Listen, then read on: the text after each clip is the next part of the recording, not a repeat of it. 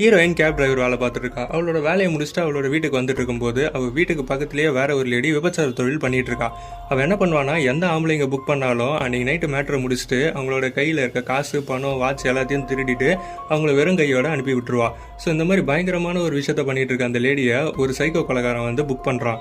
அந்த லேடிக்கு தெரியாது அவன் புக் பண்ண வந்து நிறைய கொலைகளை பண்ணியிருக்கான் அப்படின்ட்டு. அப்போ அந்த சைக்கோ கொலைகாரன் என்ன பண்ணுறான்னா, இவளோட வீட்டுக்கே நேராக வந்து இவளோட கை காலெல்லாம் கட்டி அவளோட ட்ரெஸ் எல்லாம் கட்டி அவனை அப்படியே நிர்வாணமாக படுக்க வச்சிடறான்.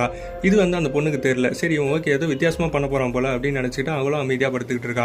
அப்ப இவன் என்ன பண்றான்னா, ஒரு அயன் பாக்ஸ் ஒரு சுத்தி ஒரு கத்தி எடுத்துக்கிட்டு வந்து அந்த பொண்ணோட வாயை கட்டி மொத்த உடம்பையும் ஃபுல்லா அயன் பாக்ஸ் வச்சு தேய்ச்சி அவளை அப்படியே நசுக்கி ரத்தத்தோட ஓட விட்டுறான். அந்த இடத்துல அந்த லேடியை இறந்து போயிடுறான்.